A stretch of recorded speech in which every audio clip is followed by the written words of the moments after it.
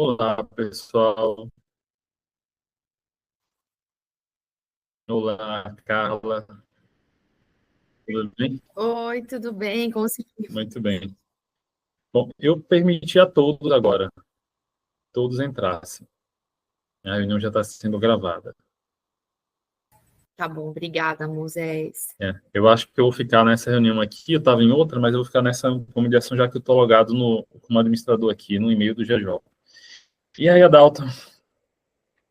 Boa tarde, Boa gente. Boa tarde. tarde, Correria aí de vocês, quanto hein? tempo?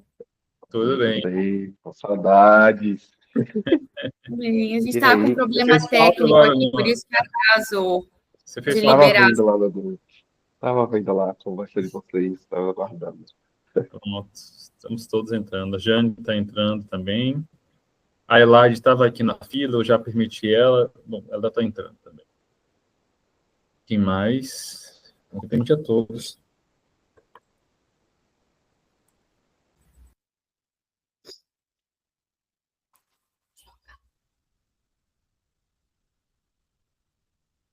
Thais Lavô também. Eu já permiti, foi ela, estava aqui. Pronto. Tainá, cadê? Não tem ninguém na fila. Pronto. Deu certo, que bom. Bom, só uma vez. Então, boa tarde. Só uma vez, Oi. Carla, desculpa, antes. Então, daqui a pouco eu vou mandar a lista aqui de frequência do seminário para vocês preencherem, tá bom? Tá. E aí é só para colocar no e-mailzinho e marcar o curso no formulário, que aí vocês vão receber o certificado no final. Eu vou mandar daqui a pouco e no finalzinho também vou mandar. Está descongelando lá. Pronto, acho que Desculpa, gente, o áudio ligado. está tudo bem. Então, a reunião também já está gravada, então, Carla, é toda sua. Tudo bom, gente? Prazer falar com vocês de novo. Acho que todo mundo me conhece aqui, mas se alguém não me conhece, meu nome é Carla Beraldo, sou uma mulher branca, bem branquinha, de cabelo castanho, na altura do ombro, visto uma camisa, não dá muito bem para ver no vídeo, mas eu visto uma camisa vermelha, porque eu estou em Arara, São Paulo, está um pouquinho frio aqui. E ao fundo eu tenho um fundo de tela com uma paisagem bem bonita aqui, mas não é onde eu estou.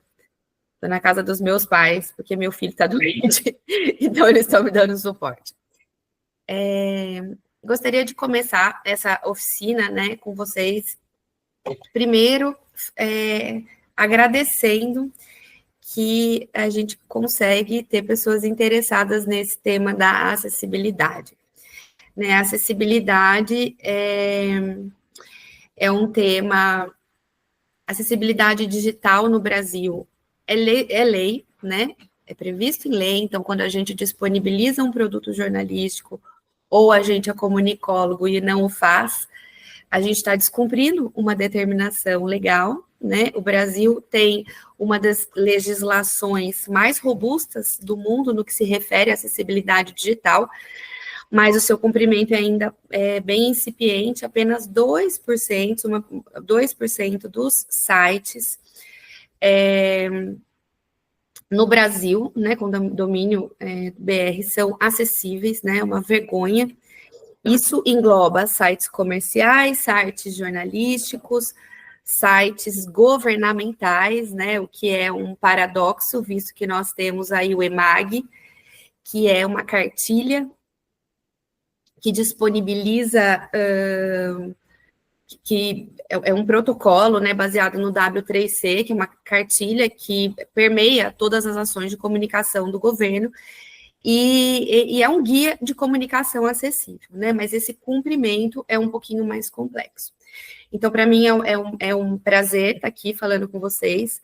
Além de pesquisar isso faz mais de 20 anos, eu estou no GEJOL faz alguns anos, mas eu já fiz, inclusive, minha iniciação científica foi na Telebrás, no CPQD, quando no projeto de TV digital interativa, à época, e a gente falava, eu estava na faculdade ainda, a gente falava que ia ter uma questão de acessibilidade, que hoje é a Alexa, que a gente ia falar e a máquina ia fazer. E quando eu falava isso, todo mundo dava muita risada de mim. Pena que eu não sou desenvolvedora, porque eles davam muita risada, eu era alvo de brincadeira nesse aspecto. Mas a gente já sabia que ia avançar em várias questões. Um outro ponto, antes de eu compartilhar a tela com vocês, né, eu fiz uma apresentação bem simples e didática para que a gente pudesse sair daqui com o pensamento, sabemos o que é acessibilidade, os principais conceitos, mas assim, como é que a gente pode aplicar isso no nosso dia a dia, mediante os principais problemas aí que a gente tem de acessibilidade. O grande problema, o maior problema, a primeira barreira e a barreira que é praticamente intransponível é o capacitismo, né? O capacitismo é o preconceito contra a pessoa com deficiência previsto em lei. A partir dele, várias manifestações ocorrem, que são elas: a falta de acessibilidade física, arquitetônica, digital, a ideia de que pessoas com deficiência, elas podem até participar, mas raramente elas podem ser protagonistas, que é uma ideia que está arraigada na nossa cultura, né? Pessoas com deficiência são a maior minoria do mundo. Quando eu falo a maior minoria do mundo, é muita gente, né?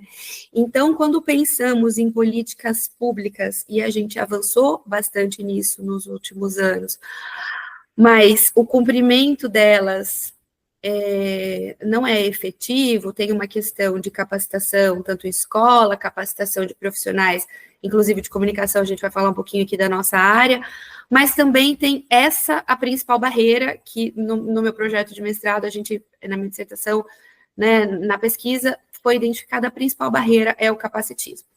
Então, primeiro eu gostaria de começar o nosso bate-papo hoje, para que reflitamos. Pessoas com deficiência são sujeitos de direito. Primeiro ponto aqui, para a gente poder alavancar a nossa discussão. E depois,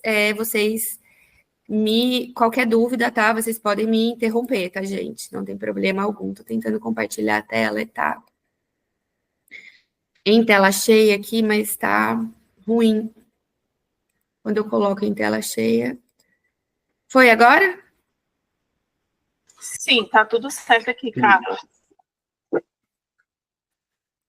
Tá no slide, quem cabe no seu todos. Isso. Obrigada. Então, essa frase, quem cabe no seu todos, essa frase não é minha, essa frase é da Cláudia Werneck, que muita gente acha que ela é a mãe da Tata Werneck, ela é a mãe da Tata Werneck, mas ela já era uma jornalista e pesquisadora e tem o Instituto Escola de Gente, né, que tem um trabalho com comunicação, ela trabalha, por exemplo, com o Tratado de Marrakech, né, em consultorias públicas. Esse é um caso também que eu vou comentar com vocês depois, que é uma consultoria pública relacionada a pessoas com deficiência visual, e a própria consultoria, não, né, a consulta pública, ela não era acessível, né, então, assim, a gente vê que o problema é mais embaixo, que a nossa reflexão, o nosso trabalho no dia a dia deve incluir pessoas com deficiência, e não porque somos benevolentes, né, porque é um direito, inclusive o direito inalienável de todo ser humano que tem a comunicação. Então, quem cabe no seu todos, comunicação acessível e inclusiva promove excelência. Eu estou tendo a honra de participar aqui com os meus colegas queridos do GEJOL, de ver esse grupo de pesquisa, né, essa consolidação de 30 anos de jornalismo digital, né, que é um marco, é muito importante para a gente que está inserido nisso. Começo aqui: pessoas com deficiência são sujeitos de direitos. Vocês fiquem à vontade para me interromper, tá, pessoal? Quem sou eu? Aqui tem um pouquinho da minha trajetória, formação e tal, mas eu não estou aqui para falar de mim, estou aqui para falar o que a gente pode fazer junto. Vou começar. O que é uma comunicação acessível, né? É uma prática que busca garantir que todas as pessoas, com ou sem deficiência, com diversas características, possam compreender e interagir com as informações. Para tornar qualquer comunicação acessível, né, o que a gente pode fazer do ponto de vista comunicacional aqui? Usar legendas em vídeos, utilizar linguagem inclusiva, neutra, e acessível, né, uma linguagem clara, incluir texto alternativo, usar o contraste de cor, porque a gente tem pessoas com daltonismo, usar os links com texto informativo, para áudio, para vídeo, conferir o tamanho e alinhamento do texto, são só alguns exemplos.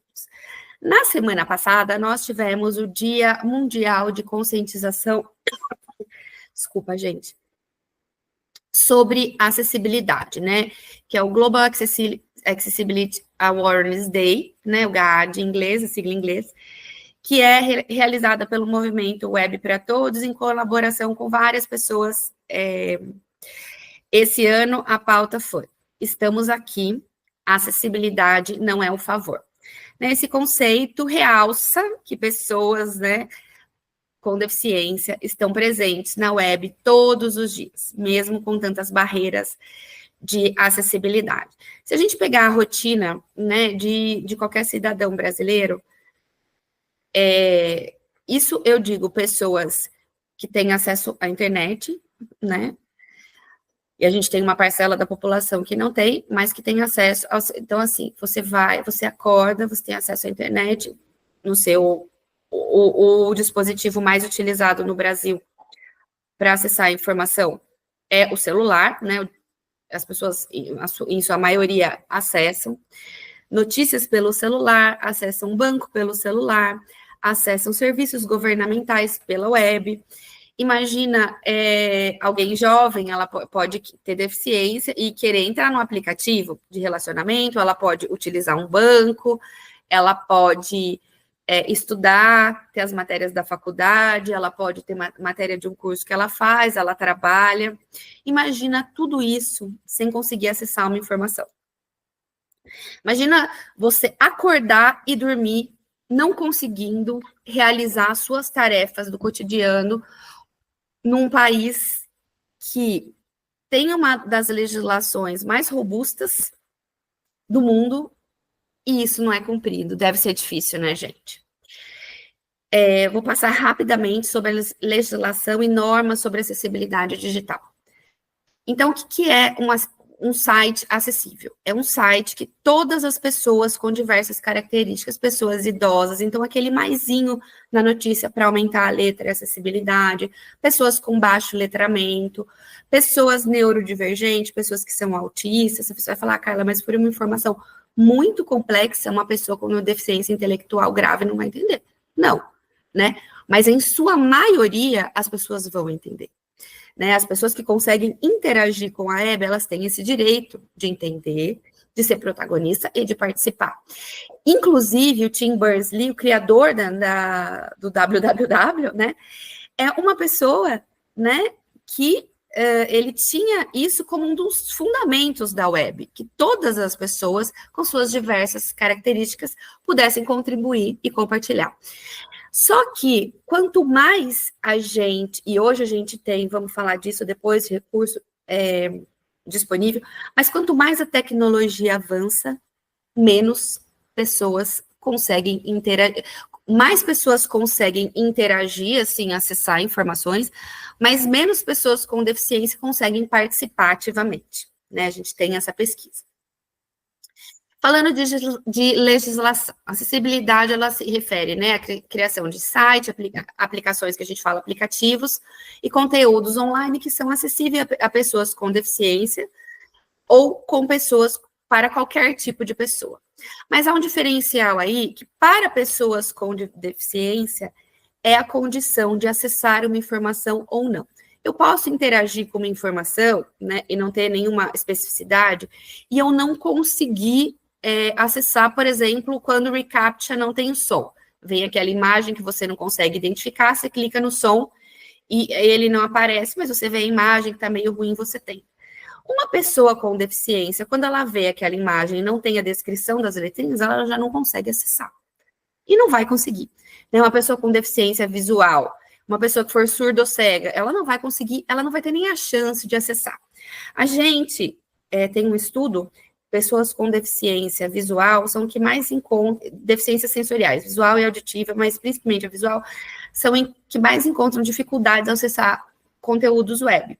né? Em média, uma pessoa com deficiência visual, para ler uma notícia de até 5 parágrafos, ela demora, em média, isso que a leitura, né, do leitor de tela é rapidíssimo, não sei se vocês já tiveram a oportunidade de acompanhar, mas de tanta barreira, propaganda que aparece, o leitor de tela não consegue identificar, né, que aquela tecnologia assistiva que lê, que transforma, né, o texto em áudio, para quem não consegue enxergar, não consegue identificar porque tem muita imagem, porque tem diferentes tipos de barreira. Isso com a legislação robusta que a gente tem. Então, no Brasil, a gente tem a Lei Brasileira de Inclusão, né, que é de 2015, mas que é uma reformulação de várias legislações aí que a gente vem estabelecendo, né, no mundo e no Brasil, né, e que ela determina diferentes ações de inclusão. Entre elas, o direito à acessibilidade digital como um direito fundamental humano. Além disso, né, a gente tem uma norma recente, né, da ABNT 17225, que é de 2020, de março agora, né, de 2025, que define melhor os requisitos de acessibilidade para conteúdos e aplicativos web para contribuir ainda mais com a inclusão no ambiente digital.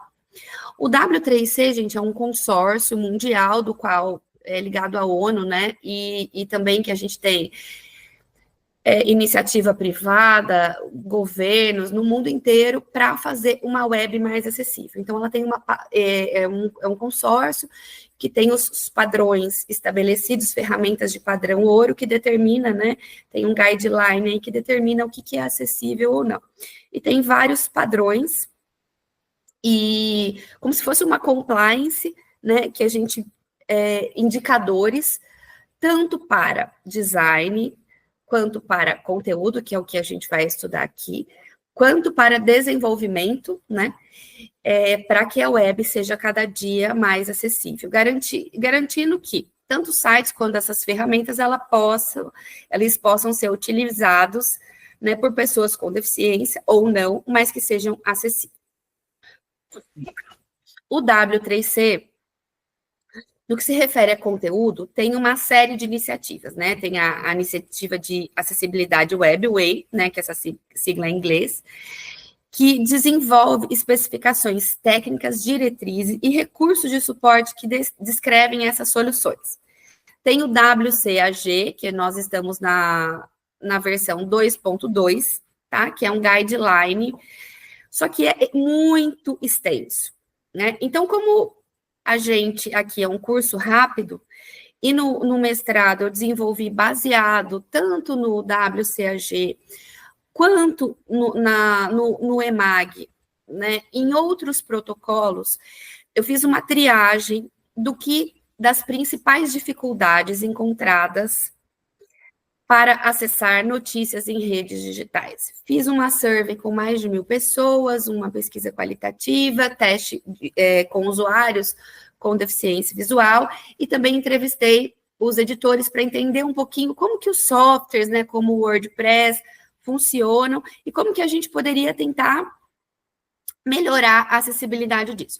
Então, meu primeiro movimento de pesquisa foi criar um protocolo, que chama Protocolo Rever, com 11 passos de conteúdo para tornar o conteúdo mais acessível, baseado nas principais dificuldades que eu vou falar para vocês, encontradas nessa pesquisa. Carla, resolve todos os problemas? Obviamente não, que à medida que a tecnologia também vai surgindo, já não resolvia todos, tá? Mas melhora a acessibilidade digital em até 80%, no que se refere à sintaxe e semântica das notícias. Acessibilidade versus usabilidade, né? Acessibilidade é você ter acesso a uma informação, né? É você usar legenda em vídeo, usar a linguagem inclusiva, incluir, por exemplo, texto alternativo, contraste em cor. E a usabilidade é a maneira com que que estou utilizando essa internet, ou seja, eu estou com facilidade de achar essas informações, esses textos estão claros, o design está de acordo. tem uma lógica, né, nessa jornada do usuário, quando ele procura uma informação. Então, isso se refere à usabilidade. São conceitos que eles estão interligados, mas que eles são distintos. As principais barreiras que a gente encontra, a primeira, eu já falei para vocês, que é o capacitismo, né? Que é um preconceito estrutural, assim como a misoginia, o racismo estrutural, que é o preconceito contra pessoas com deficiência, que se manifesta de diversas formas, inclusive numa dificuldade dessas pessoas em competirem e acessarem as informações de maneira equitativa e igualitária, né? São pessoas que, muitas vezes, elas têm condições intelectuais. Nós temos pesquisadoras, por exemplo, a nossa colega Joana Bellarmino, lá da Paraíba, né, que é uma mulher cega e que desenvolve um trabalho muito consistente, mas muitas vezes, em geral, já na academia, há uma dificuldade enorme, né, de acessar. Eu dei um curso de acessibilidade no Knight Center em março de 2024, no Centro Knight de Jornalismo, um curso sobre acessibilidade, e nós tivemos muita dificuldade de disponibilizar os nossos materiais de modo acessível por conta da plataforma, não por uma conta de boa vontade. Tinha 3 pessoas cegas, né? O curso é para o mundo inteiro, então tinha bastante gente, e tinha 3 pessoas cegas no meu curso. E aí a gente conversou lá, a gente tinha que mandar esses materiais em separado para aquelas pessoas, né? Mas é vexatório, né? Você ministrar um curso de acessibilidade que não é acessível, né? Foi por uma questão da plataforma que é utilizada, né? Do software ali do CMS, mas mesmo assim a gente fica extremamente chateado, né? Conseguimos resolver, porque encontramos boa vontade, mas imagine uma pessoa que faz um curso online ou que faz uma faculdade e tem que acessar tudo digitalmente, né? Os artigos, a maioria deles, muitos PDFs não são acessíveis, o Google Scholar não é muito acessível, então, assim, a gente tem essa primeira dificuldade. No que se refere, são essas 3 principais barreiras que encontrei na pesquisa de mestrado e agora também no doutorado, refazendo, elas se repetem, infelizmente. Barreira de conhecimento técnico do jornalismo, né, dos jornalistas, inclusive sobre a legislação de acessibilidade. Há uma questão também dos veículos, né, que embora conhecem as leis, mas no Brasil a gente não tem um observatório e uma fiscalização tão incisiva, não tem quase, né, sobre esses veículos, então acaba disponibilizando informação que não é acessível. E uma barreira mesmo de formação de pessoas de comunicação, como é que a gente produz um conteúdo multimídia acessível, né? A nossa grade aí do curso de jornalismo, por exemplo, nossa reformulação é de 2013, né? E uma questão também, né, de como que a gente está formando os nossos colegas, né? Como é que num mundo extremamente digital, acessibilidade sendo lei, a gente está formando pessoas que não têm uma base mínima de acessibilidade, né?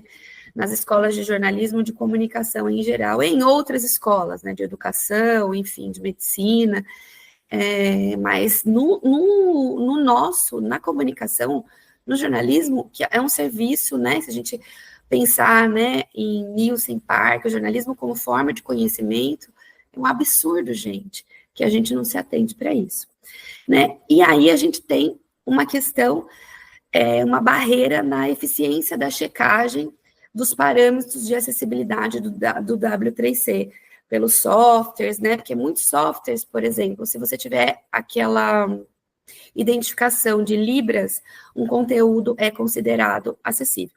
Mas hoje a gente já tem vários softwares gratuitos, inclusive, por exemplo, o Access Monitor, que nós conseguimos jogar um link lá de uma página específica e ver naquela página quais são os principais erros encontrados de acessibilidade, né? O protocolo Reverta, que desenvolvi no mestrado, que comentei com vocês, ele foi desenvolvido de acordo com um critério, que é o critério de compreensibilidade do W3C, após uma pesquisa bastante extensa, né, qualitativa e quantitativa, dividida em várias etapas que se coexistiram, né, e se complementaram.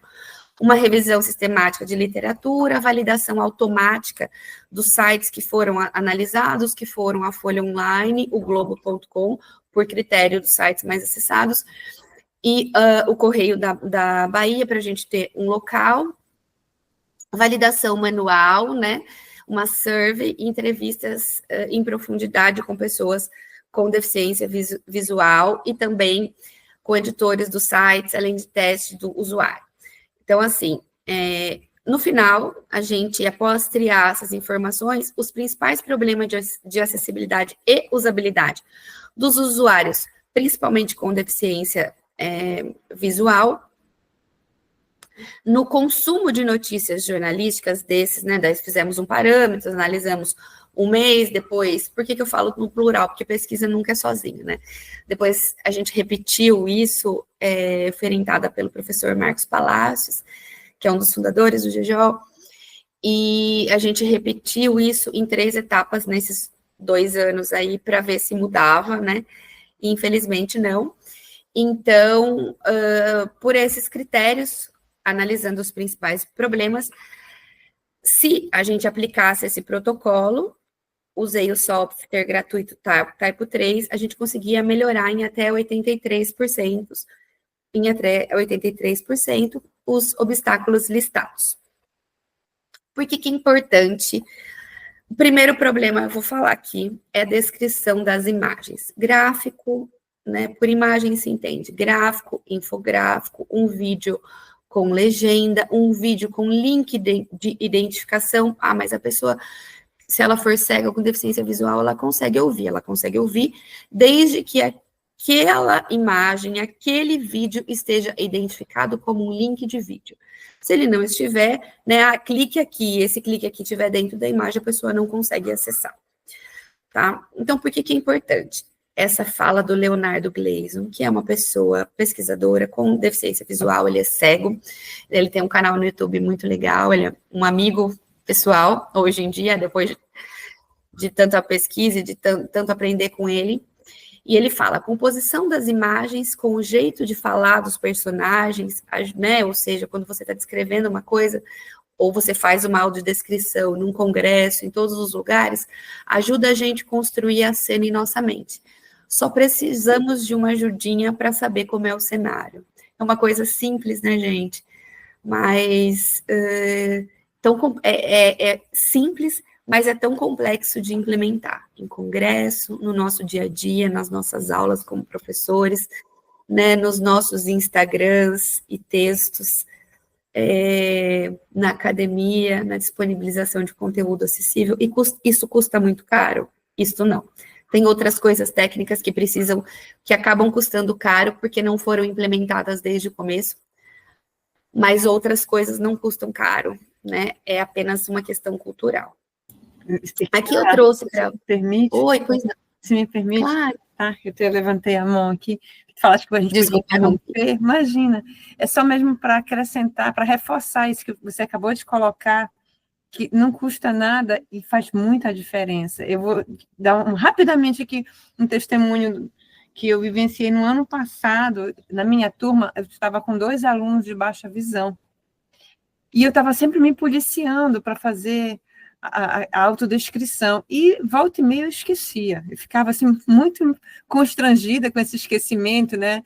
E aí teve uma vez, eu cheguei com eles e falei assim, poxa, desculpa, eu esqueci de novo, mas me ajuda a lembrar e tal. Agora uma pergunta, muda para você? Eu perguntei para um dos alunos que estava presente na aula, né? Em que isso te ajuda? Porque eu preciso saber de que forma fazer para poder ajudar. E ele falou exatamente isso que você trouxe do Gleison. Ele disse, professora, me ajuda a construir o cenário, me ajuda a mentalizar, me ajuda a imaginar. Quando vocês colocam os elementos presentes, eu vou construindo aquela cena na minha cabeça. Então, o que pode parecer que é redundante para vocês, para a gente faz muita diferença.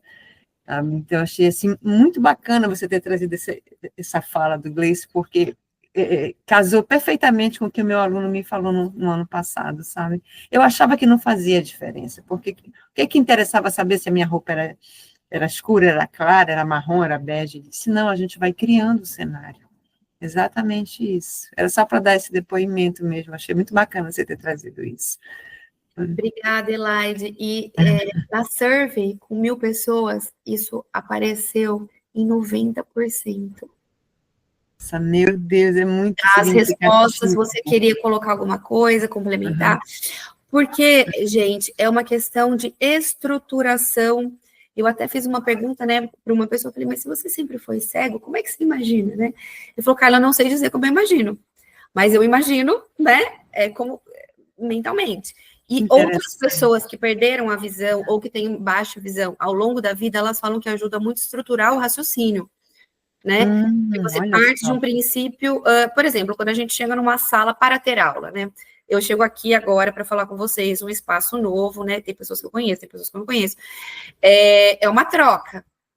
E a visão, ela é um sentido muito forte. A nossa cultura é imagética, né? E então, mesmo que a pessoa desenvolva outros sentidos, como audição muito acurada, né? Quando eu acompanhei o leitor de tela, eu falei para meu amigo, gente, eu não tô... Eu chamo Gustavo Torniero, até, ele é jornalista do BBC, do Movimento Aí para Todos. Eu falei, Gu, eu não consigo nem entender a primeira frase do que falou. Ele falou, mas é treino. E aí ele falou, mas eu também não consigo visualizar, Carla. Então, cada vez que você me explica isso, o Felipe Oliveira, também da Folha, que é colega jornalista, agora, né, trabalha com isso, com audiodescrição, o Gu também trabalha. Eles me ajudaram muito nesse processo. Depois, né, até os trabalhos, eu dou consultoria de acessibilidade hoje, e comecei a entender que se eu não sensibilizasse as pessoas, isso não adiantaria, né? E obrigada por você ter trazido isso, porque, assim, é uma coisa que eu repito muito, porque me foi passado. Não só tive a questão quantitativa, mas ouvindo os depoimentos das pessoas, e sou mãe de uma pessoa com deficiência não visual, né? Mas eu tenho um filho que tem síndrome de Down com 10 anos, ele usa uma tecnologia assistiva, que é um tablet, ele fala, né? Mas que ajuda ele quando alguém não entende e tal. Com TD Snap, que é um aplicativo. E aí, ele falou, o amigo dele falou assim, sabe, tia Carla, a gente entende quando o Felipe começa a falar inglês, e aí ele pega o tablet, mas aí a gente entende quando ele começa a falar inglês. Na verdade, não é inglês que ele está falando, né? Ele está com dificuldade de fala, eles não entendem, então eles acham que ele também está falando inglês. E aí, ele falou, mas o amigo dele tem a sensibilidade de falar na escola, ele tem um grande amigo que não tem nenhuma deficiência, e quando ele está com essa dificuldade, né, depois a gente morou muitos anos em Salvador, com 7 anos voltei aqui para minha cidade, faz 2,5 que estamos aqui de volta, até por conta dele, para poder ter uma estrutura, uma ajuda, uma rede de apoio maior aqui, com conta de terapia e tudo mais. E aí, a monitora dele da escola, que é a monitora, especialista em bababã, e a coordenadora de inclusão da escola dele, estudo na escola que tem coordenadora de inclusão, não sabe usar o tablet. O amigo dele, mesmo já tendo ido lá fora, o amigo dele consegue fazer essa mediação. Outra criança de 10 anos, e agora ele tem 2 amiguinhas novas que também fazem essa mediação. Aí ele falou assim, ai, mamãe, agora o Luca me ajuda. Que lindo, então, quando eu não sei, o Luca me ajuda, não tenho mais problema, que ele fala, problema nenhum. Falei, que bom, filho, né? E quando você precisar, você pede ajuda. Mas olha a questão de uma tecnologia assistiva sem ele ter, porque antes ele tinha isso e ninguém sabia, né, interagir, então ele ficava à margem. À medida que um menino de 10 anos teve essa sensibilidade de ajudá-lo, né, essa barreira foi quebrada. Então é importante, né, gente, porque senão a gente não vai avançar. E tem uma outra questão importante aí, do ponto de vista dos negócios, né, tudo que está acessível, né, 25% das buscas SEO do Google são de imagens. Se aquela imagem está com descrição, a sua imagem, ela vai aparecer ali nos critérios de buscabilidade do Google, né? Então, assim, o X, o Twitter, né? Eu sou velha, eu falo Twitter.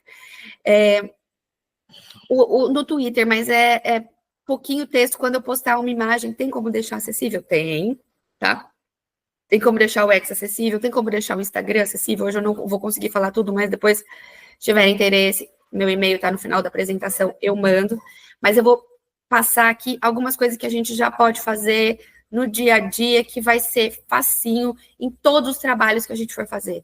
no nosso Instagram pessoal, nos trabalhos da faculdade, né, no nosso dia a dia, quando for montar um site, para quem trabalha em redação, é muito simples. Eu joguei aqui um exemplo de como é que é feito. Esse software é o Axis Monitor da Folha, ele monitora a acessibilidade, a escala vai de 1 a 10, essa homepage tirou 6.9. Só para vocês entenderem como funciona. O W3C, que eu falei para vocês, que é aquele consórcio, né? Eles têm esses 3 critérios. Aqui foram 43 práticas encontradas, né? O que foi, quantos, aí 5.386 elementos ali analisados. E a gente tem aqui os critérios do W3C. O A é o menos acessível, o AA mais acessível e o AAA é o padrão ouro, né? E aí, eu também usei esse software no trabalho de mestrado. E as barreiras que eram menos acessíveis, elas estavam ligadas a esse critério compreensibilidade, que eu falei que por isso que foi o protocolo com essas 11 questões. Porque eram as mais reincidentes no que se refere a nós, jornalistas, no que se refere ao conceito do professor Antônio Fidalgo de resolução semântica, que é um conceito complexo, mas é simples. Nada mais é que as notícias, né, a maneira como a gente dispõe as informações, as notícias são objetos classificáveis. Tá? Depois tem ele lá nas referências bibliográficas, se tiverem interesse, dá uma olhadinha. Então, quando a gente divide as editorias, a gente está classificando as notícias em cada caixinha. Mas essas caixinhas têm que ter uma relação sintática e semântica. Por exemplo, né, o link da notícia, o nome do link, né, como que a gente nomeia o link, ele tem que ser referente à chamada, né, ao título da notícia. Senão, a pessoa com deficiência visual, ela não consegue. A notícia, a foto, ela tem que ter a descrição de imagem, que não é legenda. O infográfico tem que ser descrito. O podcast tem que estar com um link embaixo. Link para podcast, né? Não é para a pessoa clicar num botãozinho numa arte bonita. Tem que deixar disponibilizado. Se a pessoa tiver deficiência visual, você tem como deixar. Hoje em dia a gente tem softwares gratuitos que fazem isso, uma opção de texto, né? Então essas foram as principais barreiras encontradas que eu vou falar aqui para vocês. Quais imagens devem ser descritas, gente? Todas. Fotos, gráficos, infográficos, organogramas, ilustrações, imagens que substituem botões ou links, tá? Como o clique aqui de um podcast que eu disse agora, charges, figurinhas do WhatsApp que façam sentido naquele contexto. Imagina hoje você é uma pessoa com deficiência visual, tá num grupo que só tem meme. Como é que você interage, né, gente? É sempre bom lembrar que o outro faz parte do nosso universo, né? Quem cabe no nosso todos aí. E já me perguntaram, Carla, você começou isso porque você tem o Felipe, né, meu filho, com deficiência? Não, eu já estudava isso desde a minha iniciação científica, mas já tinha muito contato com pessoas com deficiência, e minha mãe é assistente social, então eu frequentava muito, mas eu tive um colega cego na faculdade, e aquilo me despertou. Quando eu vi a dificuldade que ele tinha, eu falei, nossa, não é possível, né, que a gente não... que ele tem que passar por isso, que ele não possa ter esse direito. Então, aquilo me incomodava absurdamente, e eu sempre gostei, eu gosto bastante de tecnologia, então, uni as duas coisas aqui. Para a gente descrever as imagens, tem um jeitinho correto de fazer, que hoje ninguém vai conseguir decorar aqui, mas eu mando o material e é simples de se fazer. Tem uma fórmula simplificada, que é o formato, vou falar no próximo slide, sujeito, paisagem, contexto, mais ação. Primeira coisa, gente, identificar os elementos relevantes da imagem, tá? Legenda não é descrição de imagem. Colocar hashtag. Eu não gosto de para cego ver, enfim, não gosto dessa expressão, eu uso descrição de imagem. Mas a Patrícia França, que é uma pessoa estudiosa também, que criou essa hashtag para cego ver, é muito acessada e tem um peso forte. As pessoas que são cegas, as que eu conversei, pelo menos, não se incomodam com isso, mas eu procuro colocar hashtag que hoje em dia já está mais em uso, descrição da imagem, né? Porque é isso que a gente está fazendo. Porque uma pessoa que é cega, ela nunca vai ver. Uma questão conceitual na minha cabeça, ela nunca vai ver dessa forma. Então, se você coloca a descrição da imagem, é um incentivo para que a pessoa que está escrevendo aquele texto o faça.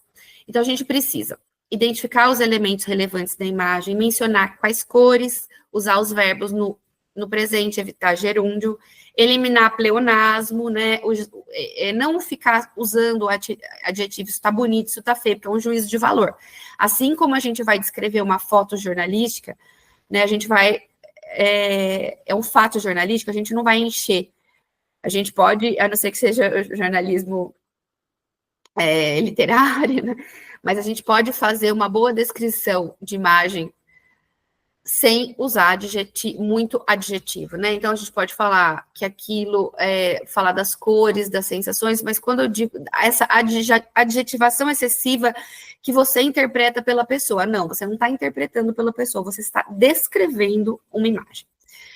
E colocar o nome da pessoa, o substantivo primeiro, depois o pronome pessoal. A fórmula simplificada é bem simples, como o nome diz, o formato. O formato, sujeito, paisagem e ação. Conte se é uma foto, ilustração, arte, um GIF, um álbum de fotos, tipo um carrossel ou outro formato específico, né? Então, você vai descrever um carrossel no Instagram. Primeiro fala, ó, carrossel de descrição da imagem. Carrossel de fotos com fotos do evento ou da pessoa X, do Lula, né, fazendo... do presidente Luiz Inácio Lula da vida, né? Então, assim, aqui eu coloquei, é uma pessoa adulta, uma criança, um cachorro, ou é um objeto que você está descrevendo. A paisagem, contextualize a cena. Ela acontece onde? Ela está no interior de um lugar, é uma área externa, está numa rua, um jardim, um escritório. Quais cores são evidenciadas e em qual posição, né? Então, o presidente, se tiver mais pessoas, a gente começa sempre da esquerda para a direita, porque assim é nosso contrato de leitura, e a gente tem que colocar à esquerda, né, se for um GIF, por exemplo, ou um card, né, que tem uma linha acima. Olha, na parte central do card, acima, no cabeçalho, depois no meio, depois no rodapé, tá? Sempre assim. Quando for uma imagem de várias pessoas, é sempre da esquerda para a direita. E a gente fala, à esquerda, fulano, ciclano, e a gente vai descrevendo. A ação faz o quê, tá como, e usar sempre, né, o verbo presente. Fiz um exemplo prático para você, todas essas pessoas queridas, eu tenho o prazer de ter participado dessa campanha do Movimento Web para Todos, o Gustavo Torniero, esse meu amigo, colega da BSBC, que é jornalista, ele diz, sem descrição das imagens, não consigo ver as fotos dos meus amigos, a Margarida, sem descrição nas imagens, não consigo fazer o curso que eu quero, o Diniz, que é pesquisador também, sem descrição nas imagens, não consigo saber a programação das lives culturais. Por quê? Porque uma pessoa cega, uma pessoa com deficiência, gente, ela tem o direito de escolher. Sem descrição nas imagens, não consigo comparar os preços dos produtos que pretendo comprar online. Sem descrição nas imagens, seu site e app não se comunicam com pessoas cegas, sem descrição nas imagens, não consigo cuidar das minhas próprias finanças. E o meu amigo Gustavo me permitiu falar isso aqui, falou, tem uma campanha dele, tá, no movimento, um vídeo muito legal, que ele não conseguia entrar no aplicativo, que só sai, aplicativo de relacionamento. Site, imagem, tem uma campanha muito legal que ele fez, e eu nunca entrei em aplicativo, tá, gente? Mas se um dia eu quiser entrar, eu vou conseguir acessar. Então, a pessoa que é cega ou que tem qualquer outro tipo de deficiência sensorial, ela tem esse direito também. E aí, trouxe esse exemplo prático aqui, né? A descrição dessa imagem. Então, eu vou descrever essa arte aqui para vocês. A arte com mosaico de fotos de 4 homens e 2 mulheres que seguram cartazes com frases. Ao centro, ao texto, imagens que falam, e aí da esquerda para a direita fui descrevendo tudo que estava, tudo que eu disse para vocês. Uma outra maneira que a gente precisa fazer, né? Então, quando tem uma foto, muitas pessoas vêm com essa questão. Carla, eu uso o Alt Test, né, que tem aqui no teclado, ou eu uso, que é aquela caixinha que aparece, para descrever uma imagem num site, num aplicativo, ou eu uso a descrição da imagem. Os dois. Por quê? Quando o leitor de tela, né, uma tecnologia assistiva, uma pessoa que usa um leitor de tela ou uma audiodescrição, ele não consegue identificar. Então, quando chega na imagem, dá imagem, imagem, imagem. Se você tem, sei lá, pelo menos uma caixinha de texto falando imagem de Lula no palanque, imagem de Lula no Congresso, aquela pessoa consegue fazer o que a Elaide nos trouxe aqui, que é o caminho mental, né, o raciocínio. E depois, em detalhes, você descreve as imagens, porque em alguns, agora o Instagram, eu acho que o Instagram não tem mais, mas às vezes tinha um limite de até 200 caracteres para o leitor de tela ler dentro dessas caixinhas. Eu não sei como é que está isso, e já na descrição de imagem você pode fazer um texto corrido um pouquinho maior. Eu acredito que isso mudou, isso varia de leitor de tela para leitor de tela. A gente tem leitores de tela para iOS, para diferentes sistemas operacionais, para Android e tal, e cada um deles tem um sistema aí, né, e uma evolução. Mas, e tem outros para desktop. Mas, em geral, o ideal é que a gente faça os dois. Um exemplo prático, dois, né? Então, o alt test ou texto alternativo é só para a gente entender aqui como é que funciona, né? Tá no código HTML que vem aquela caixinha lá. Então, você clica, tá no Word, clica no alt test, você vai ter um espaço ali para descrever essas imagens. Por que o texto alternativo também é importante para o SEO de imagens? Obrigada, mãe. As buscas no Google Images, que como eu falei para vocês, errei aqui o dado, tá? Falei 25%, 22,6% de todas as pesquisas feitas no site. Isso faz com que as imagens elas sejam uma ferramenta muito poderosa para obter mais tráfego também, por meio das estratégias. Além de ser um direito humano, tá, gente? Mas também é bom para o negócio, né? Para que o seu conteúdo seja bem localizado. Aí, o segundo exemplo que eu trouxe aqui é de uma tábua de frios, né? Um exemplo incorreto, ideias para o café da manhã, não parece? Parece. Exemplo 2, que está até ok, tábua de frios. Exemplo bom, tábua de frios com frutas embutidos. Mas qual é o melhor exemplo? Tábuas de frios redonda, com embutidos, queijos, bolachas, frutas e outros lanches coloridos. Olha como é que dá uma outra dimensão mental, né? O exemplo ruim que eu coloquei é segmentar uma palavra-chave específica, né? Ideias para café da manhã, sem detalhar o que está na imagem, né? E o exemplo ok e bom meio que contextualiza, mas se a gente já está fazendo, vamos fazer o correto, né, gente? É igual fazer um lead ruim. Se a gente já está fazendo, vamos fazer o que é o correto por direito. Desculpa, gente. Meu filho ficou doente esses dias e eu também estou bem gripada. Então, otimizar o texto alternativo pode gerar ainda mais tráfegos para o nosso site. Tá bom? Um bom alt test é aquele, né? Um bom texto descritivo, né? É aquele que não, para não cair no spam também, no entanto, é possível otimizar esse texto pensando no SEO. O ideal é 125 caracteres ou mesmo dentro da caixinha do alt test. Eu não me lembrava o número. Ferramentas de leitura de tela e outras tecnologias de assistência geralmente deixam de ler a partir de 125, mas isso mudou. Isso ainda vale para alguns softwares, para outros não, tá? Então, mas é melhor limitar. Agora, incluir sempre a palavra-chave principal, né? Então, se ideias para o café da manhã, sempre tem que estar nesse contexto aqui que eu estou dizendo. A gente sempre precisa, ou a palavra ou a expressão-chave. Um infográfico acessível. Eu peguei os principais problemas, gente, e estou falando meio rápido para que a gente consiga pelo menos sair daqui com uma ideia do que a gente possa fazer, tá? E depois eu estou à disposição para ajudar no que for necessário, em qualquer projeto que vocês entrem, mesmo que eu não tiver disponibilidade de tempo de participar deste projeto, ou que for um projeto voluntário, fala comigo, que eu sempre, mesmo se eu não puder, às vezes eu tenho algum colega que também pode ajudar ou a gente pode conversar para deixar esse nosso mundo um pouquinho mais acessível e mais justo, tá bom? Fazendo isso através do nosso trabalho, a gente está cumprindo um dever.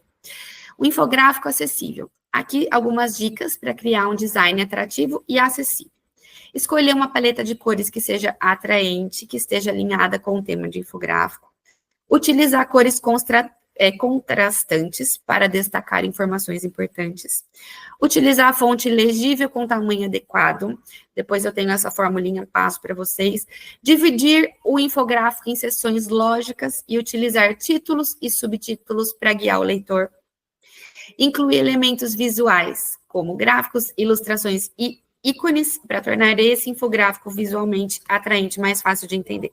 Quando você faz um infográfico, embaixo você também pode fazer descrição do infográfico, né? Explicar o que você está querendo dizer, qual que é o contexto que ele está inserido, por que foi feito. Temos pessoas que são daltônicas, né? Então, vou te dar a diretriz aqui. Utiliza, sabe a mesma fórmula simplificada que a gente faz para descrever a imagem? É a mesma lógica. Formato, sujeito, paisagem, contexto e ação. Identificar os elementos que são mais relevantes no infográfico, mencionar as cores, usar o verbo no presente, eliminar pleonasmo, não utilizar adjetivo, descreva apenas o que tiver certeza. Então, se tiver algum dado, né, não coloque a maioria, não, você coloque 3% das pessoas acreditam, tá bom? Para descrever aquele contexto. E colocar o nome, se tiver, né, de pessoas ali, ou de entidades, instituições, por exemplo, da Getúlio, feito pelo pesquisador José Júlio, da Fundação Getúlio Vargas, tá bom? Aí a gente tem, né, os códigos para sites infográficos acessíveis, a gente tem uma listinha de tarefa em inglês, uns componentes, isso aqui é tudo link que eu separei para vocês, alguns componentes, isso para quem for do design. Ah, Carla, mas eu sou jornalista, não sou eu que faço essa parte, nem eu. Mas é importante você saber, para que quando a gente trabalha muito, né, em condições, né, multidisciplinares, né, um site, uma redação, um produto acadêmico, em geral, é multidisciplinar, então depois eu vou deixar com vocês como é que a gente faz, onde que a gente acha a maneira correta de fazer do ponto de vista. Se eu for mandar um designer fazer um infográfico, quais orientações de acessibilidade ele deve seguir? Isso está nesse slide aqui. Passo 7, eu não estou seguindo esse, a gente está no, eu fiz um mix aqui, deixei passo 7, tá errado, mas para a gente tentar fazer mais rápido e ter mais informação. Em relação a gráficos, infográficos e tabelas, tá? Aqui eu peguei um pedacinho do protocolo que eu desenvolvi, quais são os critérios de checagem, o que a gente precisa checar quando for gráfico, infográfico, tabela. Primeiro, se possui descrição de imagem. Segundo, se essa descrição é adequada. Terceiro, garantir que a descrição inicia com a informação do que trata a imagem, né? Então, descrição da imagem. Lula... ou a gente vai cobrir jogo de vôlei da seleção brasileira na Olimpíada, tá? A gente tem que contextualizar. E assegurar que exista diferenciação na paleta de cores para pessoas com daltonismo. Eu conheço uma pessoa que eu trabalhei com ela e eu dava muito fora na vida, né? Falava que uma colega, é muito raro, né? Mulheres daltônicas, em geral, a prevalência maior em homens. E toda hora eu falava, nossa, mas você não sabe onde ela falou, não sei mesmo. Eu tenho um problema com cor e tal. E aí eu falei que eu brincava com ela, eu jamais sabia, nunca mais fiz essa brincadeira inadequada. E aí comecei a entender por que ela não conseguia diferenciar as tabelas dos nossos projetos. Eu trabalhava numa redação. E ela é uma grande amiga até hoje. Não pegou mal comigo, pegou na época só. E ela, inclusive, hoje faz quando eu preciso de uma revisão, ela faz para ver se está adequado ou não.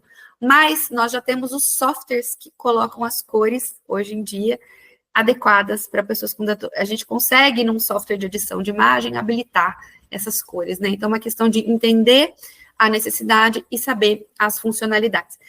E aqui eu coloquei, gente, como fazer no CMS. CMS, que eu digo aqui, é Content Management System, como o WordPress, por exemplo. A gente precisa descrever o tipo de gráfico, o tipo de dado, o propósito do gráfico, do infográfico, da tabela, né? E deixar sempre um link para dados na íntegra, isso quando for tabela, né? Por exemplo, a tabela do Brasileirão. Meu amigo sempre reclama que é cego, Hugo. Eu não consigo, eu sou super corintiana, eu não consigo acessar nenhuma tabela, porque ela está no formato de imagem e não tem o link com a descrição desses dados na íntegra. Uma pesquisa do IBGE precisa estar ali por uma questão até de transparência, e daí a gente também tem o Fauser, outras pessoas que estudam a acessibilidade de um ponto de vista político, né, e de uma participação cidadã, a da Mata também, e a gente consegue entender que também há uma questão de transparência, uma questão aí de participação cidadã, quando a gente disponibiliza nos produtos jornalísticos dados na íntegra, tá? E como que a gente faz nesse alt teste? O tipo de gráfico, que é uma formulinha, o tipo de dado, que mostra o propósito, e no texto, o link para os dados brutos. Vou fazer um exemplo prático aqui, que acho que fica mais fácil. Peguei esse gráfico aqui, a gente, desculpa que eu tô tossindo, que é a porcentagem da população por tipo e grau de dificuldade e deficiência Brasil de 2010. Como que a gente faria essa descrição do gráfico? Quando é o tipo de gráfico? Gráfico de barras. Por quê? Pode ser de pizza, pode ser de linha, pode ser, né, de diferentes formas. Então, primeira coisa, descrição de gráfico. Vou deixar essa fórmula com vocês. Gráfico de barras de porcentagem da população brasileira em 2010 por tipo e grau de dificuldade e deficiência. Isso é um geralzão.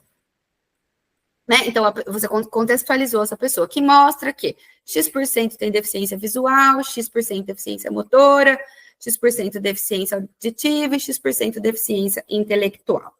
Olha como mudou, né? A pessoa que ela ia num texto, né, que ela não conseguia entender, agora ela entende que ela vai chegar numa imagem, ali vai ter um gráfico de barras, né, que tem uma comparação feita com um percentual, né, com percentual da população brasileira por tipo e por grau de dificuldade, né, as dificuldades que essas pessoas enfrentam, e pelo grau, você vê como que muda, gente.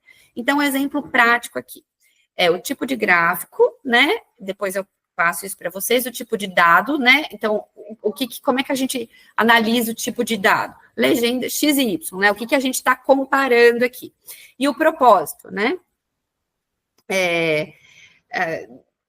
assim como na mesma imagem a gente pode ter diferentes objetivos, o mesmo gráfico também pode ter, a gente vai falar disso no próximo slide.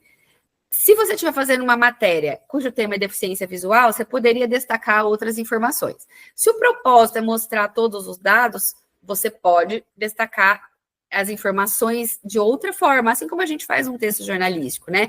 Então, tem que ter uma percepção e uma sensibilidade do contexto. E aqui o link, tá? Prático, na descrição das imagens ou embaixo, link para dados na íntegra, tá bom? Aqui eu deixei as referências bibliográficas do material, e eu quero apagar esse aqui, quero ouvir as dúvidas de vocês, se tem alguma dúvida, e eu vou abrir outro slide, porque vai dar tempo da gente conversar um pouquinho sobre o Instagram, né, como é que se faz aí. Alguém tem alguma dúvida, gente? Eu pareço uma metralhadora de falar para ter tempo de conseguir passar tudo. Oi, Jane, pois não.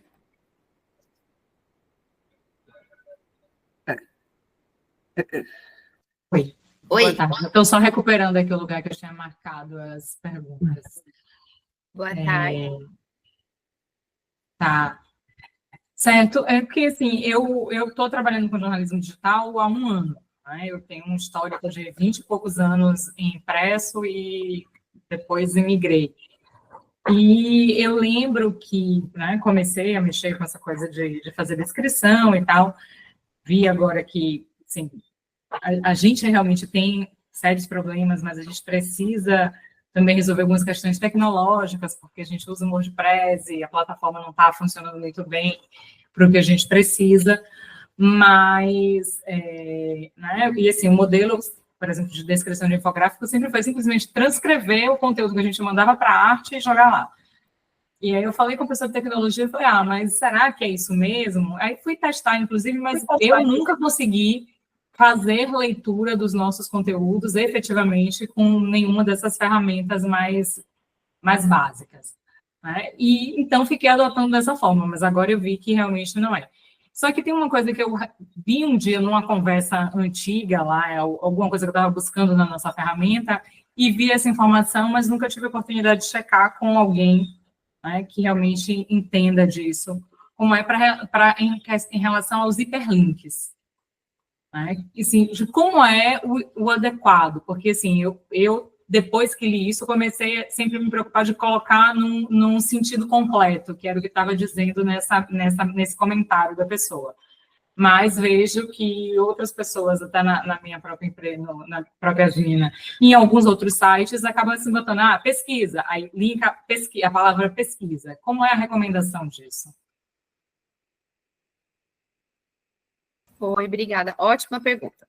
A recomendação é que o link, né, aí que você falou, né, a pesquisa, e aí eu vou entrar numa outra etapa da nossa aula aqui. Ótima sua pergunta. Você tem que colocar o link, o nome do link, ele tem que ser o título, né? Não precisa detalhar o título, né? Mas se você pegar um link da Folha de São Paulo agora, tudo, você coloca correto.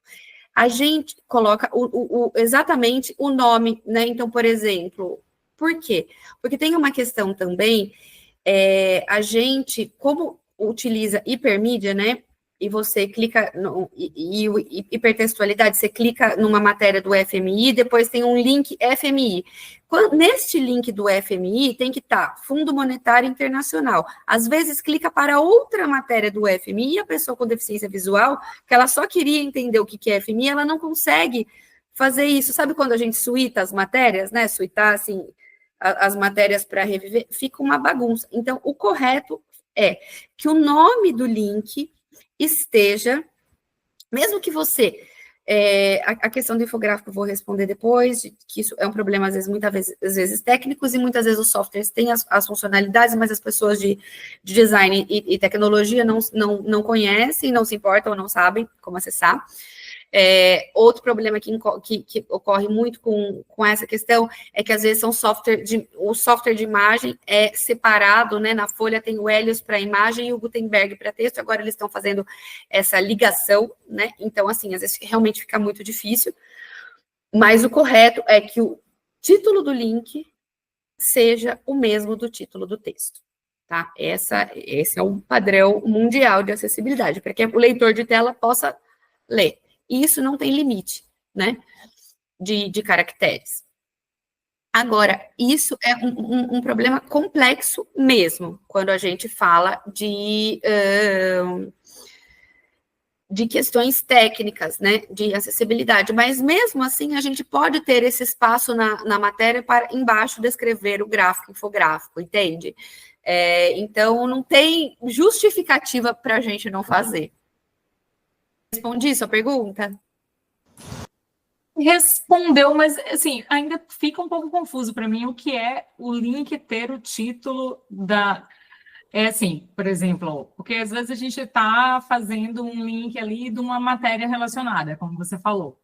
Então, eu tenho que ter no meu texto o título da matéria para qual eu estou linkando, é isso?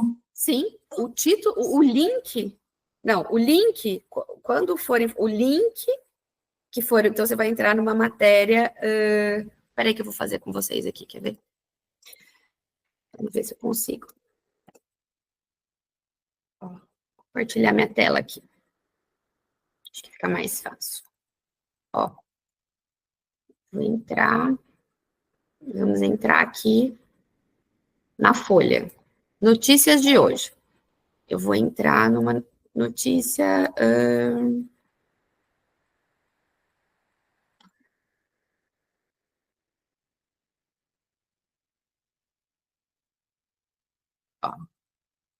Ex-chefe da FAB reafirma, ai, que bom. Preciso pagar para assinar a folha porque eu estou em outro computador. Não tem problema. A gente muda de site para vocês.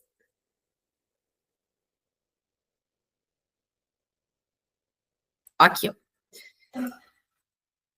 Por unanimidade, STF barra candidaturas que não prestaram contas. Esse é o título.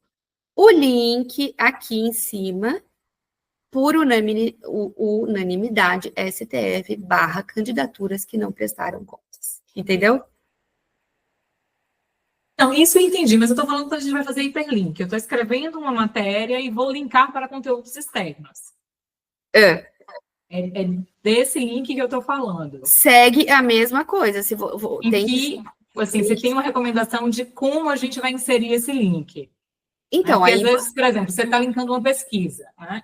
Aí, assim, pesquisa do IBGE mostra um crescimento da população negra em X cidades. Não é um exemplo.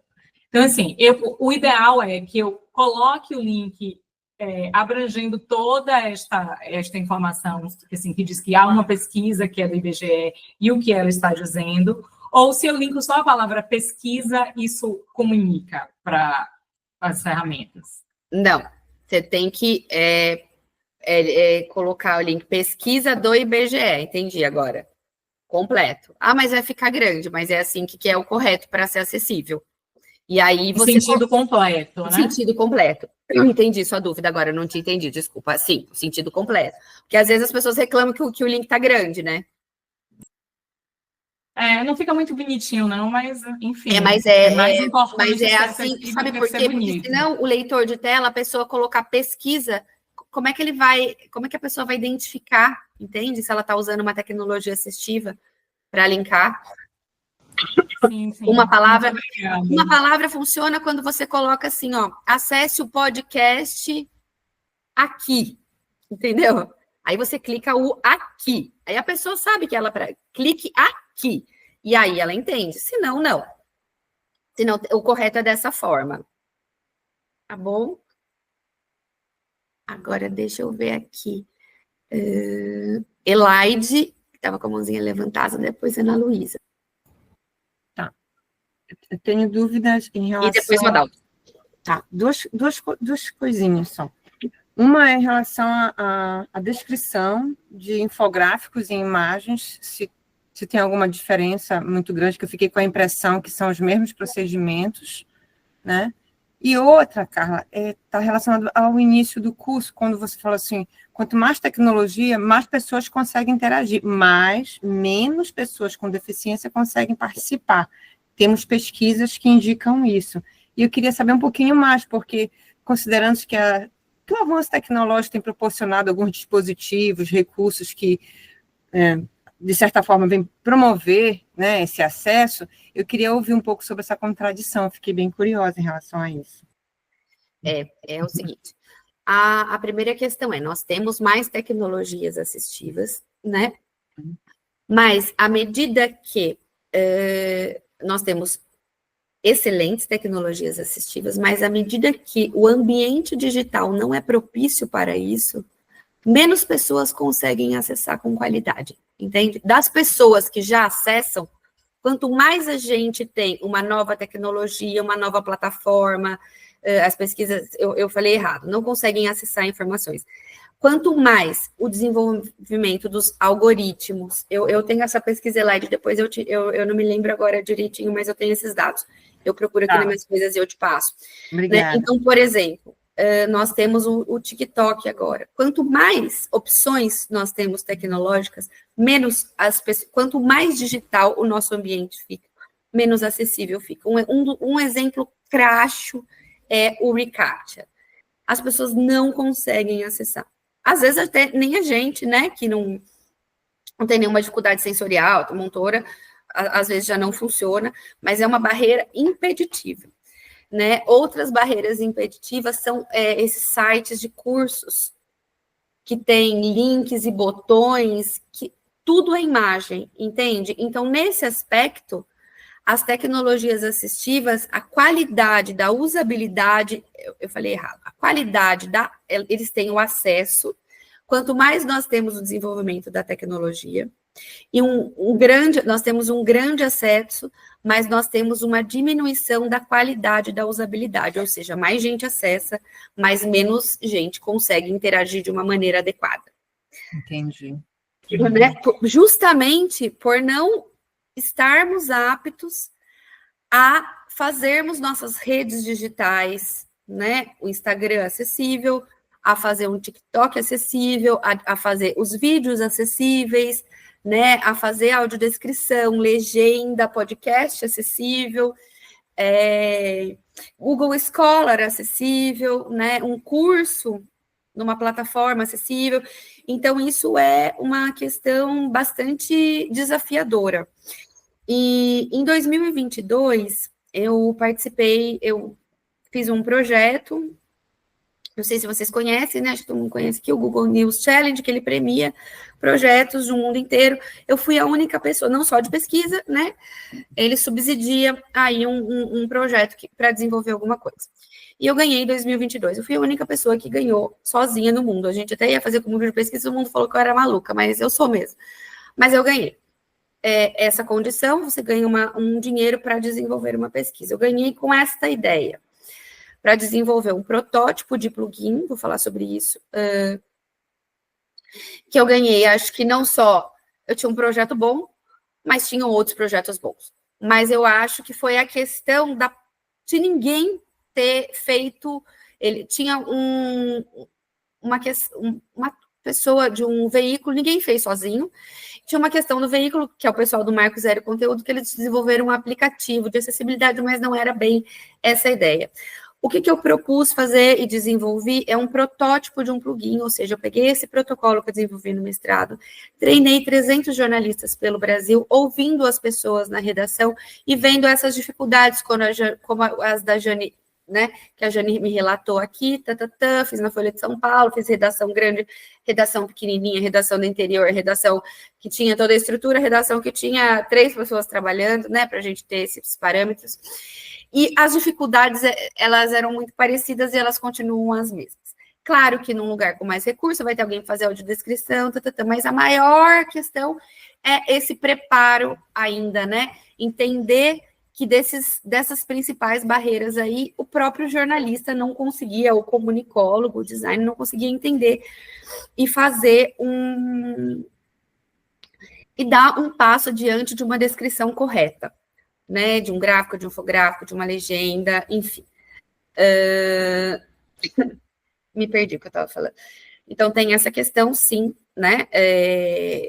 Quanto mais digital a gente fica, mais dificuldade pessoas encontram em usufruir dessas informações. Ontem, uma pessoa estava falando para mim, nossa, eu estou com um problema no banco com deficiência visual. Por que eu repito tanto com deficiência visual? Porque no Brasil, primeiro que aumenta com o envelhecimento da população, no Brasil 2030 a gente será um país de idosos. É a deficiência mais prevalente no Brasil, principalmente na região Nordeste, e porque, né, os estudos apontam, a literatura aponta que pessoas com deficiência visual são as que mais encontram dificuldade em acessar conteúdo online, né, em participar, por essas questões aí que eu comentei. E a segunda dúvida era se gráfico e infográfico são iguais de fazer, isso, de descrever? Em relação às diretrizes, que eu fiquei com a impressão que são, acho que as mesmas, não sei, se teria, de repente, alguma diretriz que é mais importante para infográfico, uma que é mais importante para a imagem, ou da forma como você colocou, se são as mesmas, se são iguais. A primeira coisa, né, que precisa, se for uma imagem, tchau, filho, é descrever se é gráfico, infográfico, se é um GIF, se é uma figurinha, isso é importante. Ponto número 1, descrever o que é imagem, né? Entre gráficos e infográficos, as diretrizes não são tão diferentes, não. Tá? É mais ou menos a mesma coisa. Mas o infográfico, ele tem uma questão diferente de uma tabela.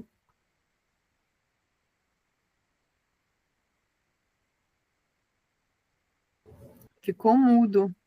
Tá muda, Carla. Desculpa, gente, que meu filho tá apertando a campainha aqui. Já foram abrir.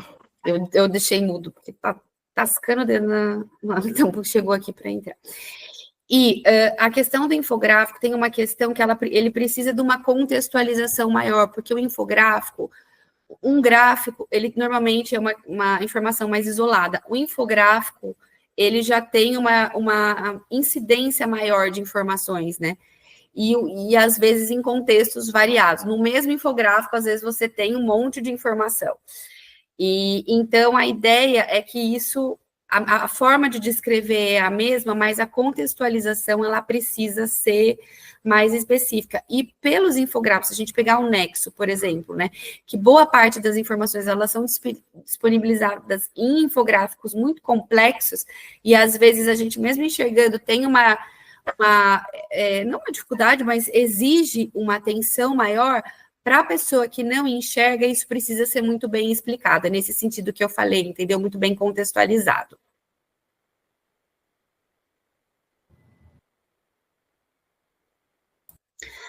Respondi, agora Ana Luísa.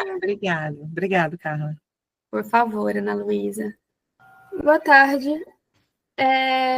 Eu estava vendo esses dias uma discussão na internet sobre a questão da acessibilidade em programas, em TV aberta, em vídeos do YouTube, por exemplo, essas questões sobre acessibilidade em questão da linguagem de Libras, que é muito limitada. E eu queria saber, muita gente estava pontuando sobre a descrição automática. Só que, assim, óbvio que não é uma descrição muito fiel, mas eu queria saber mais sobre essa diferença da descrição automática e da linguagem de Libras. Tipo, qual seria a diferença mais marcante? E como isso poderia começar a ser pautado na questão do jornalismo mesmo, digital, sobre isso. Obrigada, Ana Luísa. Então, é o seguinte, é uma questão delicada, por quê? Isso é lei, né?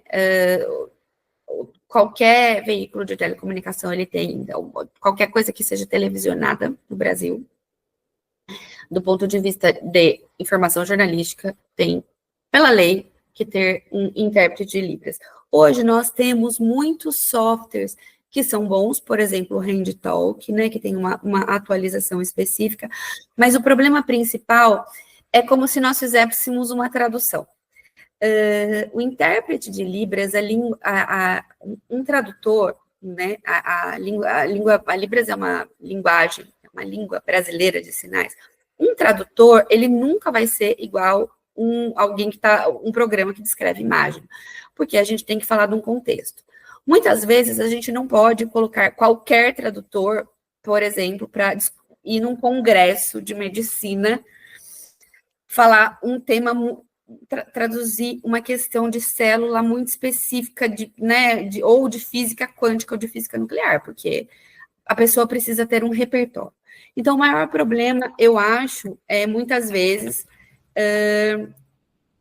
ter poucos profissionais, né, que tenha difícil você ter uma gama de gente com repertório para tudo. A gente tá aí evoluindo nessa formação de pessoas, né? A gente tem muita gente que fala a língua brasileira de sinais, eu acho que é um grande problema, né? Um outro exemplo é na faculdade de medicina. Minha irmã é médica, está fazendo um curso, ela é psiquiatra, atende muita gente com deficiência auditiva, num CAPS público que ela trabalha, e ninguém, né, consegue, a comunicação é difícil, né, e questões íntimas de sigilo médico, você não pode ficar abrindo, né, e uma pessoa com deficiência auditiva, ela também tem esse direito, né, então são questões bastante complexas que não só no jornalismo, Ana Luísa, mas social, né, eu acho que um caminho a primeira questão, sim, não é igual ter um software ali traduzindo do que ter uma pessoa que tem um repertório. Acredito que nas notícias para o jornalismo de hard news é bem possível que a gente tenha muito tradutor aí, muita gente boa, para congressos e situações muito específicas. Eu acho difícil, né, que isso seja feito, mas ainda assim a gente pode dar um caminho, né, é sempre lembrar nos produtos que a gente faz, né, a gente no seminário, a gente perguntou se tinha pessoa com deficiência, porque isso nem vem nas inscrições. Você é uma pessoa com deficiência, né? É um ponto que a gente tem que se atentar. Você precisa de alguma questão específica? Você precisa de algum suporte, né? Porque a gente já parte do pressuposto que essas pessoas nem vão, né? Então, eu acho que esse é o maior problema. E eu acho que a gente precisa trabalhar, primeiro, formação, né, de Libras no jornalismo. Alguns cursos tem, não tem, mas não é uma matéria obrigatória, então tem, mas ninguém faz. Passou da hora da gente ter essa discussão, né, de ter matéria de acessibilidade comunicativa, acessibilidade digital nos cursos de comunicação em geral, assim, a gente está muito atrasado em relação a isso, a outros países, né, no mundo. Então, eu acho que o caminho vai pela formação, viu, Ana Luísa, para a gente poder, e também criar um observatório, como tem em muitos países, né, um observatório, como tem no Canadá, em países que a acessibilidade é referência, na Espanha.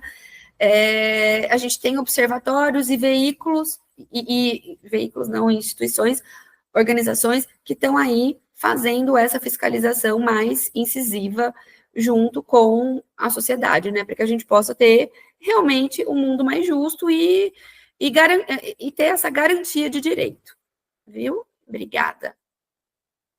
Obrigada. Agora, quem que tá aqui? Acho que é o Adalton, por favor. Pronto.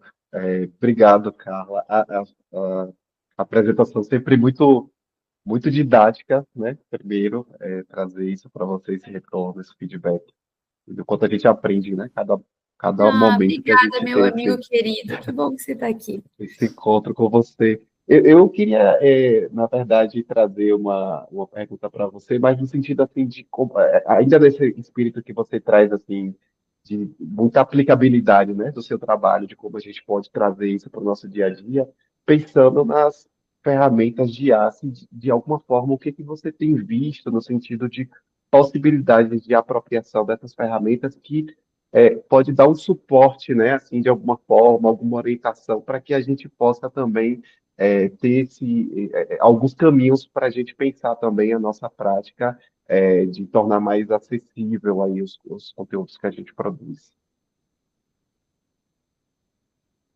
Ótima pergunta. Eu ia falar sobre isso. E aí eu comecei a falar do projeto do Google, meu pensamento foi para responder as perguntas, enfim. Vou responder a pergunta do Adalto antes eu vou finalizar. E no final desse Google News, né, no final de 1 ano e meio, eu entreguei um protótipo de um plugin, né, que é um protótipo, né, que eu não sou desenvolvedora, mas eu trabalhei com desenvolvedor para entender todas essas dificuldades que eu tinha encontrado na pesquisa qualitativa e após os treinamentos, na aplicabilidade. Então, esses 380 e poucos jornalistas me responderam uma survey e me falaram quais as principais dificuldades encontradas ali, e a gente desenvolveu um protótipo, ou seja, como é que faz uma legenda, como é que faz um gráfico, como é que descreve esse protótipo, né?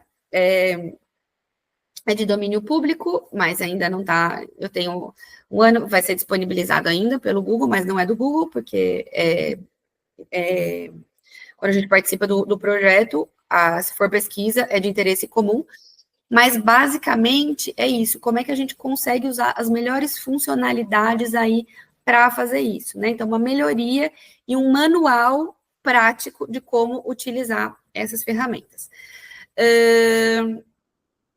Tenho usado, conheço algumas ferramentas de acessibilidade, como o Userway, o Stacked, tenho, deixa eu ver mais, AudioEye, tenho o Read Easy AI, tenho o Evidence, tenho o Site Improve, que são, basicamente, tem o HandTalk, tá? Que eu entendo que são ferramentas que a gente pode ajudar a nos descrever imagem. Mas aí a gente esbarra num grande problema, Hidalgo, quando é figura humana, né? Porque aí é difícil, né? Então, são pessoas, por exemplo, numa foto, é difícil.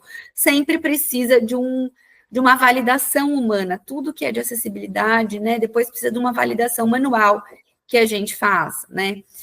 Mas eu acredito, né, o Read Easy, por exemplo, ele transforma conteúdo complexo em informação clara e fácil de digerir para indivíduo com dificuldade de leitura, né, para pessoa que tem deficiência intelectual leve e moderada.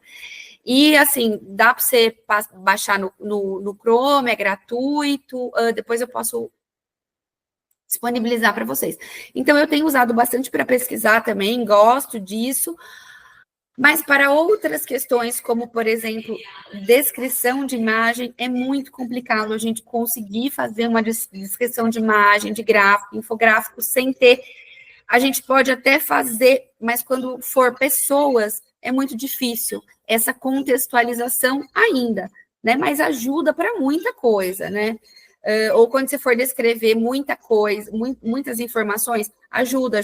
Eu uso muito o chat GPT, por exemplo, para fazer a apresentação, e depois eu falo, o que não está acessível, né? Então, o User Ways, ela traz uma experiência, User Way, né, já chama, a experiência do usuário, ela vê como é que deve ser feito essas correções automáticas já para quem é design, por exemplo, já dá para fazer. Então, isso tudo tem me ajudado, sabe? Eu vejo de uma forma muito positiva, né? Porque, por exemplo, o UserWay, ele tem um widget assim, inteligente, ele melhora a experiência online, né? E ela transforma o código do site em tempo real, garantindo a aplicação do WCAG 2.0, né? Então, ela pega uma informação complexa e diminui aquela informação para ficar facinho, para uma pessoa com baixo letramento. Então, isso, quando texto, funciona muito bem, mas quando é descrição de gráfico, infográfico, imagem, isso já é mais complexo. Para audiodescrição também funciona, entende? Para descrever, para transformar texto em som, tudo isso é mais simples. Mas para gráfico, infográfico e descrição, ainda tem esse gargalo aí na descrição de imagem. Para outras coisas, eu uso muito. Espero que eu tenha respondido a sua pergunta. Maravilha, obrigado. Vou responder sim.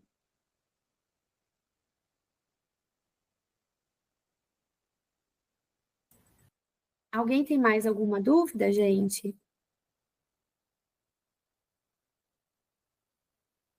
Vocês querem que eu passe rapidinho a do Instagram? Que é uma plataforma que a gente usa bastante. Aí, quem tiver compromisso, fique à vontade para sair, tá bom? Só me lembra da questão da lista de presenças. Já fizeram certinho? Deixaram o nome que o Moisés pediu.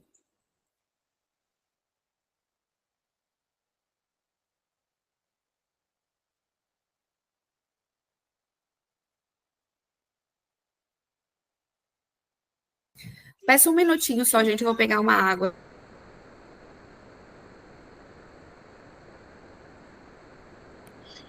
E aí, pessoal? Temos mais perguntas para Carla? Não, eu queria ver essa questão, gente. Boa tarde. Do Instagram. Pronto. Ela está voltando e vai poder ver isso, Tainá. É isso, Carla. Acho que não temos mais questão, mas o pessoal está curioso para ver coisa do Instagram. A gente também acabou de colocar a lista aqui de volta de entrada. Está no chat o link para a lista para vocês receberem o certificado. A lista de presença. Beleza, eu vou voltar aqui. Obrigado, Estou tentando colocar em tela cheia e tá em apresentação de slides e não... Carregou agora, né, gente? Sim. E depois eu passo o link, eu dei um curso no Night Center que tem mais plataformas, tá? Só não tem do TikTok, porque lá não podia, né? O Estado não permitia que eles usassem TikTok, então eu não pude dar o curso falando do TikTok, mas tinha Instagram, YouTube, mas do ponto de vista de funcionalidade, o que dá para disponibilizar, tá bom? Então, rapidinho, vou passar para vocês. Para mim não precisa ser rapidinho, né? Mas talvez vocês tenham horário para encerrar aqui. Então, promovendo a acessibilidade no Instagram, premissas básicas para a produção de conteúdos digitais acessíveis, eu vou passar rapidinho, já falei com vocês, evitar frase extensa, ideal 15, 20 palavras, voz ativa, sujeito, verbo, complemento, palavras conhecidas e simples, evitar uso de figura de linguagem, jargões, termos técnicos e neologismos. Isso que eu vou dizer agora é muito importante, por favor, não use X ou arroba como forma de não marcar, de marcar gênero neutro, tá bom? Porque os leitores de telas, tecnologias assistivas, não identificam, mas se eu escrever todes, sim, se você escrever todes, vai ler todes, mas se você escrever todes ou todes, arroba, não lerá, tá bom? Além disso, elas confundem os avatares de Libras e são ruins para pessoas com dislexia, autistas e pessoas que estão aprendendo, né, o nosso idioma aí. Então, descreva e primeira coisa de acessibilidade, escrever qualquer imagem com conteúdo, foto, gráfico, organogramas, ilustrações, imagens que substituem botões ou links, figurinhas e que façam sentidos. Sempre inclua pessoas com deficiência nos seus projetos, viu, gente? A gente aprende muito e a gente vê que quando a gente acha que está sabendo coisa de acessibilidade, a gente não está. Essa eu acho que é uma grande lição que eu estou aprendendo na minha vida. Segunda coisa. Como que a gente disponibiliza aqui texto alternativo automático personalizado? O Instagram lançou esse texto alternativo automático, hoje quase todo dia, né, usa, mas quase todo mundo usa, mas muita gente ainda não usa. Então, esse recurso usa tecnologia de reconhecimento de objeto para gerar a descrição das fotos para leitores de tela. Tá? Hoje introduziram o texto alternativo para permitir que os criadores de conteúdo adicionem suas próprias descrições de imagem antes de publicar. Então, quem publica imagem, por favor, usa o texto alternativo automático personalizado. Como é que faz? Você pode substituir o texto para fornecer uma descrição melhor de uma foto. No entanto, essa descrição será lida apenas por pessoas que usam leitores de tela e que acessam o Instagram. Então, editar o texto alternativo de uma foto antes de compartilhar. Primeiro, como é que se faz? Depois eu compartilho, tá? Que ninguém vai conseguir decorar. Mas carregue uma foto existente, escolha um filtro, depois clique em avançar, clique em acessibilidade, escreva o texto alternativo na caixinha e depois publica. Super simples, gente. E só pessoas que usam leitores de tela que verão o texto alternativo. Como que eu uso depois, se a foto já foi publicada, como é que eu faço? Você vai lá, clica em editar, em acessibilidade, foto ou vídeo, tá? É o mesmo princípio. E clica em concluir. É super fácil, gente. E pessoas que usam as tecnologias assistivas, elas conseguem utilizar. Uso expansivo de legenda, né? Que é muito comum hoje em dia. Elas foram geradas automaticamente para os vídeos do Instagram, né, em março de 2022, mas tem que deixar habilitado, e elas se tornaram um padrão para criador de conteúdo. Quando você for carregar um vídeo, as legendas serão criadas automaticamente, permanecerão ativas, a menos que a gente desative manualmente. Ao visualizar um vídeo, você pode tocar nos 3 pontinhos lá em cima, no canto superior, selecionar gerenciar legenda para ativar e desativar. Eu deixo esse material com vocês, eu fiz para um outro curso, porque imaginei que não fosse dar tempo, mas tem um tempinho só para a gente entender. E a gente tem disponível em diversos idiomas, tá bom? Ainda sobre esse uso expansivo. Figurinhas de legenda em Stories. Elas foram anunciadas em 2021. Quando você criar um vídeo em Stories, acesse a bandejinha de figurinha. Sabe aquela bandejinha de figurinha? A gente também tem legenda para as figurinhas. Dá para assistir o seu vídeo, né, e ver esse texto gerado automaticamente. Caso a gente queira fazer alguma alteração, a gente toque na palavra ou a gente edita o texto, tá bom? Figurinha de legenda no Rio. Quando lançou a figurinha de legenda para os stories, eu lembro que eu já pesquisava isso, eu participei desse projeto, né? Ele não tinha essa funcionalidade, mas em 2021 já teve. Então, essa figurinha, ela funciona exatamente da mesma forma no Reel e nos Reels e nos Stories. Ela converte o áudio em texto automaticamente. Salas ao vivo, tá, gente? Quando a gente for fazer uma transmissão em sala ao vivo de conteúdo político, uma live, alguma coisa, a gente sempre precisa pensar em ter intérprete de sinais. Né, isso que a Ana, né, que eu acho que comentou aqui, é muito importante. Mas se não tivermos, dá para a gente associar o HandTalk, né, que é uma inteligência artificial aí, para a gente melhorar essa funcionalidade, tá? Coletiva de imprensa, sessões de perguntas e respostas, consulta pública, a gente precisa deixar acessível, né? E a gente faz muitas lives, deu tempo. A gente faz muitas lives no Instagram e a gente precisa deixar isso acessível, tá? Não tem como nessa altura do campeonato que não tenhamos materiais acessíveis. É um dever, é um compromisso, é como a gente usar um nome social para uma pessoa trans, é como a gente usar as denominações corretas para se referir às pessoas. Acessibilidade é isso, é um direito, né? Não é uma gentileza, não é um favor, é uma questão de cidadania. Tá bom? Alguém tem mais alguma dúvida?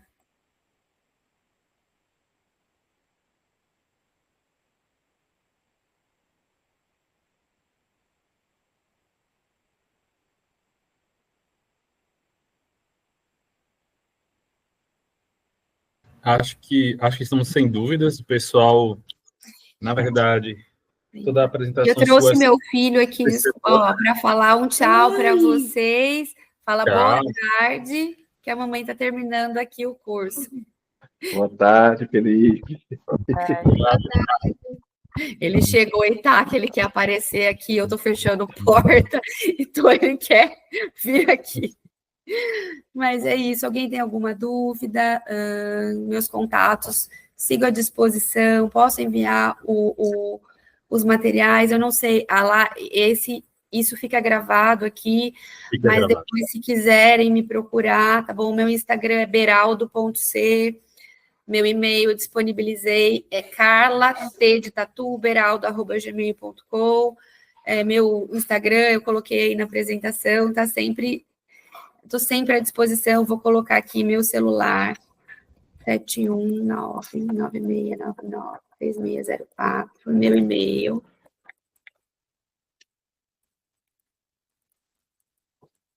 Precisarem de qualquer coisa, né, quiserem, então, com alguma dúvida, vão fazer algum projeto. Carla, mas a gente não tem verba, não tem problema, fale comigo, a gente troca uma ideia, para que a gente possa... Nem tudo é dinheiro, entendeu, gente? Às vezes coisas de acessibilidade a gente consegue, mas não vai ficar perfeito.